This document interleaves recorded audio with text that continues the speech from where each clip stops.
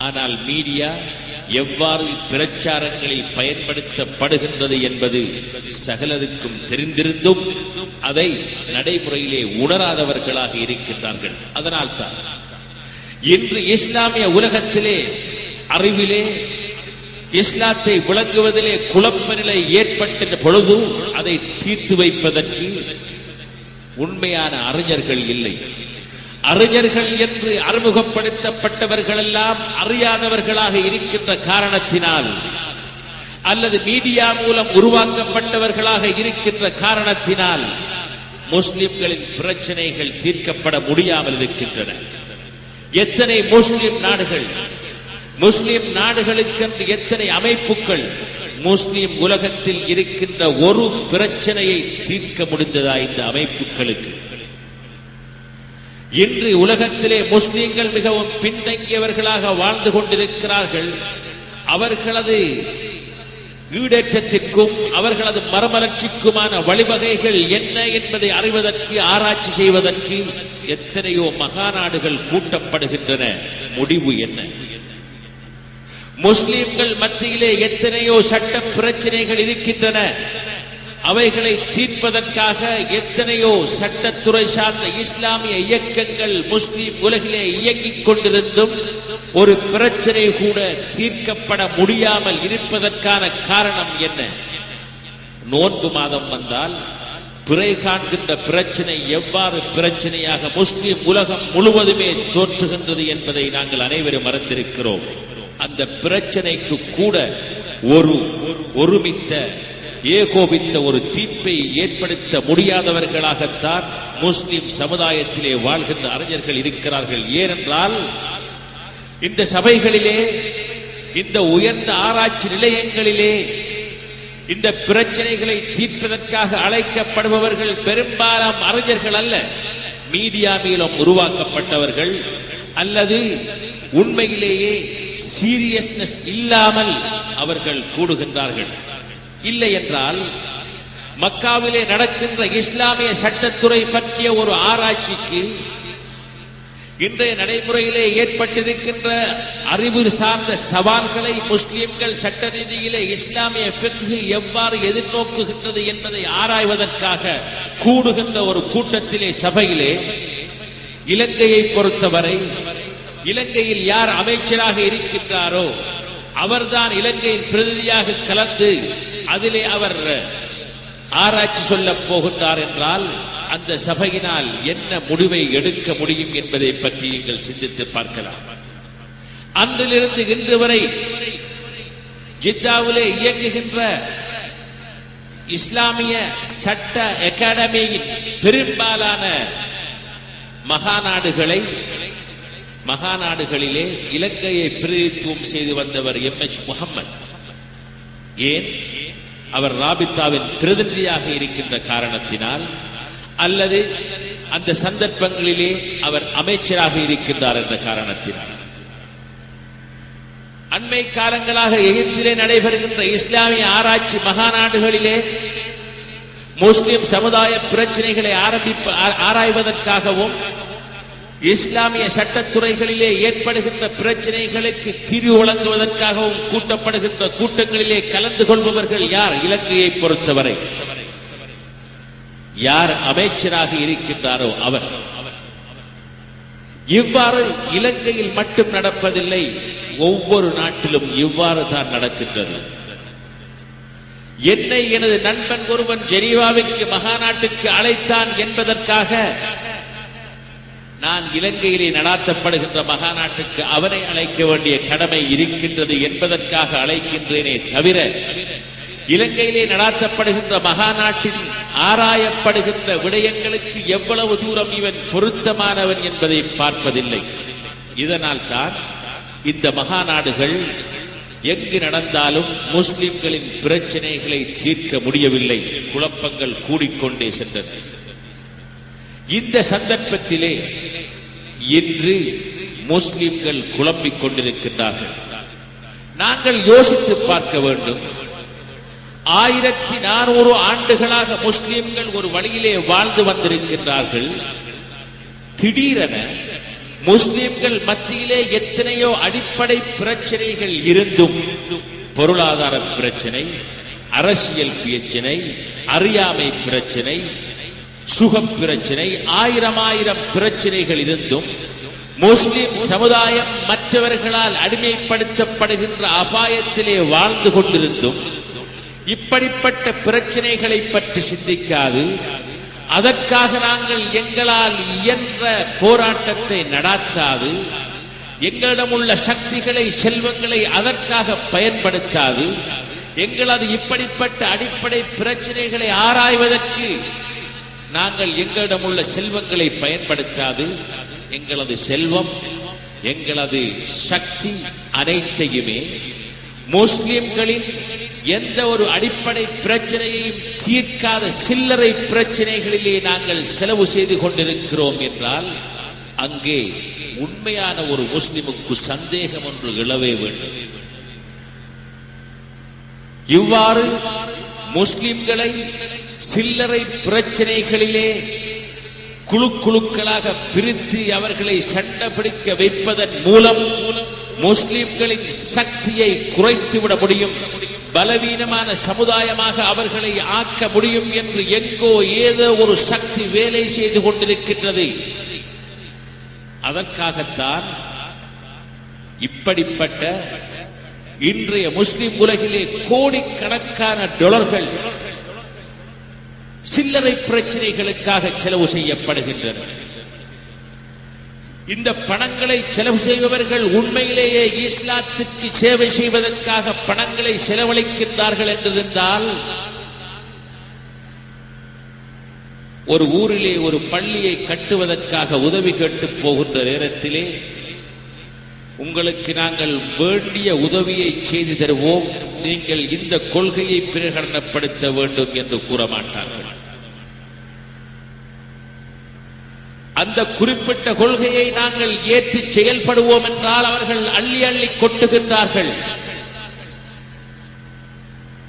அப்படி என்றால் ஏதோ ஒரு வகையிலே முஸ்லிம்களை பிரிக்க வேண்டும், குழப்ப வேண்டும், முஸ்லிம்களை சில்லற பிரச்சனைகளிலே மூழ்க வைக்க வேண்டும் என்று ஒரு சக்தி இயங்கிக் கொண்டிருக்கின்றது. தெரிந்தோ தெரியாமலோ அதற்கு ஏஜென்ட்டுகளாக நாங்கள் முஸ்லிம்கள் செயல்பட்டுக் கொண்டிருக்கின்றோம். எங்கள் எல்லோருக்கும் தெரியும், நாங்கள் தொழுகின்ற பொழுது எங்களது கைகளை நெஞ்சில் கட்டினாலும் சரி அல்லது கட்டாமல் விட்டாலும் சரி தொழுகை சரி என்று தெரியும். அது தொழுகையிலே ஒரு கடமையான விடயம் அல்ல.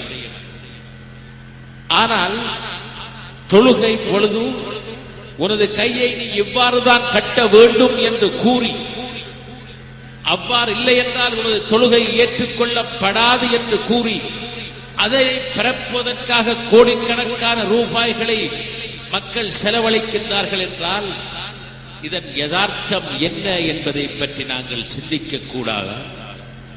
கையை கட்டாமலே தொழுதால் கூட உனது தொழுகை ஏற்றுக்கொள்ளப்படும் என்பது தெரிந்திருந்தும் இவ்வாறுதான் கட்ட வேண்டும் என்று கூறி அதற்காக போராடுவதற்காக கோடிக்கணக்கான டாலர்களை நாங்கள் இன்று செலவழித்துக் கொண்டிருக்கிறோம் என்றால் இதற்கு பின்னால் யார் இருக்கின்றார்கள் என்பதை பற்றி நாம் சிந்திக்க வேண்டும். அதனால்தான் இன்றைய இஸ்லாமிய சமுதாயத்திலே பிரச்சனைகள் தீர்க்கப்பட முடியாமல் இருக்கின்றன.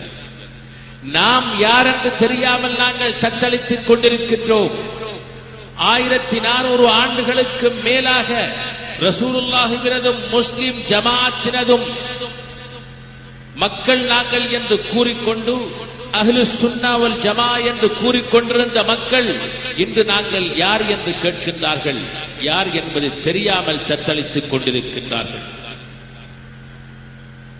இந்த சந்தர்ப்பத்திலேதான் அன்று ரசூலுல்லாஹி ஸல்லல்லாஹு அலைஹி வஸல்லம் அவர்கள் கடைசி காலத்தை பற்றி கூறிய ஹதீசுகள் எங்களது ஞாபகத்திற்கு வருகின்றன. இறுதி காலத்திலே தஜ்ஜால்கள் வருவார்கள், பொய்யர்கள் வருவார்கள், நீங்களோ உங்கள் மூதாதையர்களோ கேட்டிராதவைகளை அவர்கள் கூறுவார்கள் என்று ஸல்லல்லாஹு அலைஹி வஸல்லம் அவர்கள் சொன்னார்களே, அதை நாங்கள் நினைவுபடுத்துகின்றோம். ரசூலுல்லாஹி ஸல்லல்லாஹு அலைஹி வஸல்லம் அவர்கள் மற்றொரு ஹதீஸிலே என்ன கூறினார்கள்?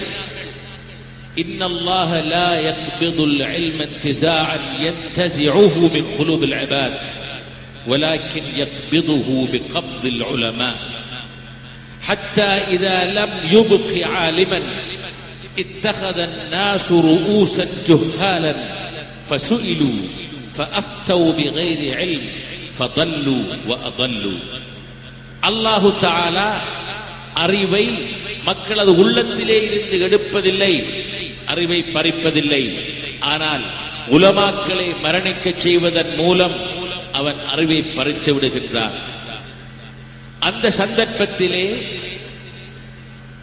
அறியாதவர்கள் மடையர்கள் வெளிப்படுகின்றார்கள். மக்கள் அவர்களிடம் கேள்விகளை கேட்கின்றார்கள். அவர்கள் அறிவின்றி பதில் சொல்கின்றார்கள். அதன் மூலம் தானம் கெட்டு மற்றவர்களையும் அவர்கள் கெடுத்து விடுகின்றார்கள் என்று ஸல்லல்லாஹு அலைஹி வஸல்லம் அவர்கள் கூறினார்கள். அந்த காலத்தில் தான் நாங்கள் இன்று இருந்து கொண்டிருக்கின்றோம். இன்று அன்பார்ந்த சகோதரர்களே, பெரியார்களே, முஸ்லிம் உலகிலே பெரும் ஆச்சரியமான விடயங்கள் நடந்து கொண்டிருக்கின்றன. சில உதாரணங்களை உங்களுக்கு கூறி வைக்க விரும்புகின்றேன். முஸ்லிம்கள் மத்தியிலே கொள்கை பிரச்சனைகள் என்று தலைவிரித்தாடுவதை நாங்கள் அனைவரும் அறிவோம். குர்ஆனின் ஹதீஸின் பாலும் மக்களை அழைக்கின்றோம் என்று கூறி இன்று மதுஹபுகளை வேண்டாம் என்று கூறி இமாம்களை பின்பற்றுபவர்களை சிலை வணங்கிகள் என்று கூட கூறி அவர்கள் யூதர்களை போன்றவர்கள் என்று கூறி தரீக்காக்களை எதிர்த்து உண்மையான குர்ஆனையும் சுன்னாவையும் பின்பற்ற வாருங்கள் என்று கூறுகின்ற ஒரு கோஷ்டியினர் முஸ்லிம் உலகத்திலே இயங்கிக் கொண்டிருக்கின்றார்கள் என்பது எங்கள் அனைவருக்கும் தெரியும்.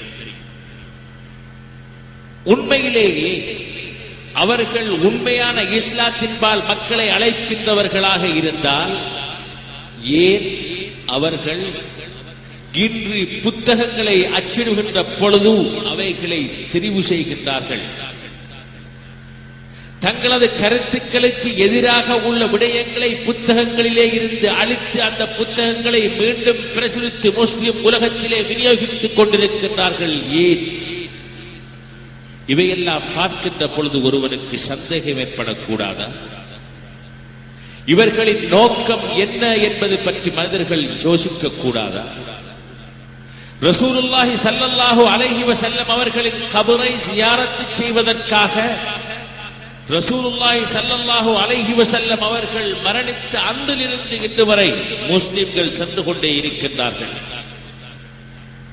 எத்தனையோ பெரியார்கள் ரசூலுல்லாஹி ஸல்லல்லாஹு அலைஹி வஸல்லம் அவர்கள் மரணித்ததன் பின்பு அடக்கம் செய்துவிட்டு சகலிடம் திரும்பியதன் பின் அபூ அய்யூபுல் அன்சாரி ரலியல்லாஹு தஆலா அன்ஹு அவர்கள் யார் என்று உங்களுக்கு தெரியும்.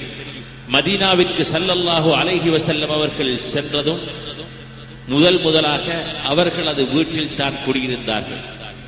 ரசூலுல்லாஹி ஸல்லல்லாஹு அலைஹி வஸல்லம் அவர்களை மேல் மாடியிலே வைத்துவிட்டு கீழ் மாடியிலே வாழ்ந்து வந்தார்கள் அபூ அய்யூபுல் அன்சாரி அவர்கள். நாயகம் ஸல்லல்லாஹு அலைஹி வஸல்லம் அவர்கள் நீங்கள் மேல் மாடியில் இருந்து கொள்ளுங்களேன் என்று கூறிய பொழுது உங்களது தலைக்கு மேல் இருப்பதற்கு நான் விரும்பவில்லை என்று கூறினார். ஸல்லல்லாஹு அலைஹி வஸல்லம் அவர்கள் வீட்டிற்கு சென்று ஒவ்வொரு நாளும் மதீனாவிலே வந்த ஆரம்ப காலத்திலே விளக்கை கொளுத்தி விட்டு வருபவர்கள் அய்யூபுல் அன்சாரி ரலியல்லாஹு தஆலா அன்ஹு அவர்கள். ரசூலுல்லாஹி ஸல்லல்லாஹு அலைஹி வஸல்லம் அவர்கள் மரணித்ததன் பின்பு சஹாபாக்கள் அனைவரும் மன்னாரை அடக்கம் செய்துவிட்டு, உங்களுக்கு தெரியும் ரசூலுல்லாஹி ஸல்லல்லாஹு அலைஹி வஸல்லம் அவர்கள் மரணித்து 3ஆம் நாள் தான் அவர்களை நல்லடக்கம் செய்தார்கள். அவர்களை அடக்கம் செய்துவிட்டு எல்லோரும் திரும்பி விட்டதன் பின் அவர்கள் கபரிலே வைக்கப்பட்ட நேரம் ஒரு சஹர் நேரம். அபூ அய்யூபுல் அன்சாரி ரலியல்லாஹு தஆலா அன்ஹு அவர்கள் ஒவ்வொரு நாளும் ரசூலுல்லாஹி ஸல்லல்லாஹு அலைஹி வஸல்லம் அவர்களுக்கு விளக்கு வைத்தவன் நான் மிகவும் கவலையோடு அழுதவர்களாக ஒரு விளக்கை கொளுத்தி ரசூலுல்லாஹி ஸல்லல்லாஹு அலைஹி வஸல்லம் அவர்களின் கபரடியிலே வளமையாக ரசூலுல்லாஹி ஸல்லல்லாஹு அலைஹி வஸல்லம் அவர்களுக்கு வைப்பது போன்று வைத்துவிட்டு வந்தார்கள். அதனால் தான் அவர்கள் இன்று துருக்கியிலே அடக்கம் செய்யப்பட்டிருந்தாலும் அவர்கள் ரசூலுல்லாஹி ஸல்லல்லாஹு அலைஹி வஸல்லம்